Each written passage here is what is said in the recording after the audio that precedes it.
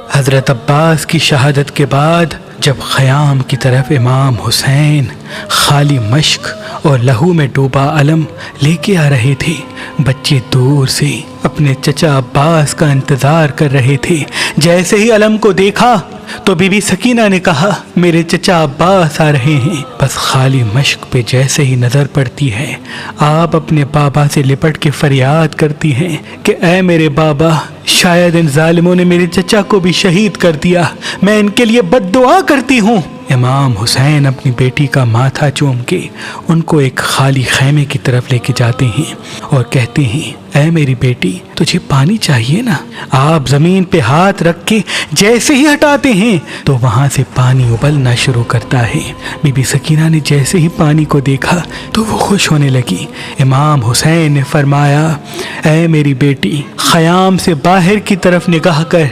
जैसे ही बीबी सकीना बाहर की तरफ देखे तो लातादाद इंसान हैं जो अपनी ज़बान बाहर निकाल के हसरत से बीबी सकीना को देख रहे हैं। इमाम हुसैन ने फरमाया, ऐ मेरी बेटी, अगर आज तुमने ये पानी पिया तो क़यामत तक तुम्हारे नाना की उम्मत हौज़े कौसर से महरूम रहेगी, इस्लाम से महरूम रहेगी।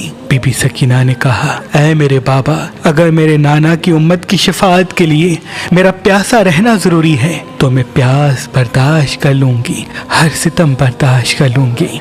बस बीबी सकीना सब्र करती रहती है। आपकी आंखों के सामने अली अकबर शहीद होता है, अली असगर शहीद होता है, आपके बाबा हुसैन शहीद होते हैं, फिर ख़याम जलने लगते हैं, शिमर तमाचे मारता है, लेकिन कभी भी आपने अपने नाना की उम्मत के लिए बद्दुआ नहीं की। बस 11 मुहर्रम के दिन जब बीबियों को कैद करके शाम और कूफा की तरफ ले जाया गया तो रास्ते में बीबी सकीना की यही कोशिश थी कि आपके भाई सज्जाद जो जंजीरों में जकड़े हुए हैं, धूप की वजह से उनकी जंजीरें गर्म हो जाती हैं। आप बार बार सिपाहियों से कहती कि मुझे थोड़ा पानी दे दो ताकि मैं अपने भाई सज्जाद की जंजीरों पे बहा दूं कि वो कुछ देर के लिए ठंडी हो जाए। बस बीबी सकीना नंगे पांव तमाम बीबियों के साथ रस्सियों में कैद होके लोगों के पत्थर खा के शाम की दरबार में पहुंचती हैं।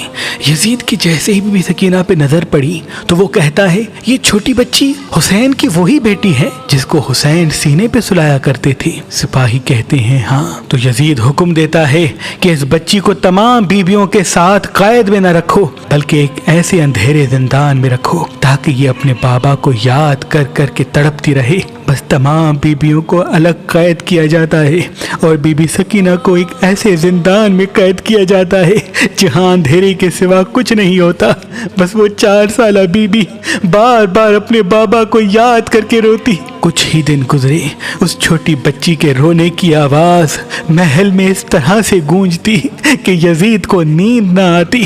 तो यजीद ये कहता है कि इमाम हुसैन का कटा हुआ सर इस बच्ची के पास भिजवा दो। जब ये कटा हुआ सर देखेगी तो खुद चुप हो जाएगी। बस इमाम हुसैन का सर जैसे ही बीबी सकीना के पास जिंदान में पहुंचता है, आप अपने बाबा के सर को देख के उससे लिपट जाती हैं और ज़ारो कतार रो के कहती हैं, ऐ मेरे बाबा, मैं कदम कदम पे सख्तियां सहती रही, पत्थर खाती रही, लेकिन कभी भी मैंने अपने नाना की उम्मत के लिए बद्दुआ नहीं की। इमाम हुसैन की आंखें खुलती हैं और आप फरमाते हैं, ऐ मेरी बेटी सकीना, अब सो जाओ, मैं तुम्हें अपने साथ लेने आया हूँ। बीबी सकीना अपने बाबा के सर पे अपना सर रख के सो जाती हैं। बस जिंदान में खामोशी हो जाती है। जैसे ही सिपाही आके देखी तो बीबी सकीना दारुल फना से दारुल बका की तरफ कूच कर लेती हैं। इमाम सज्जाद को इल्म होता है। आप और तमाम बीबियां ज़ारो कतार रोते हैं। आप 3 दिन का इकट्ठा पानी मंगवाते हैं और चाहते हैं कि अपनी बहन को गुस्ल दें। तारीख ने लिखा, जैसे ही बीबी ज़ैनब ने बीबी सकीना को गुस्ल देना शुरू किया तो अचानक से रोने की आवाज़ आती है।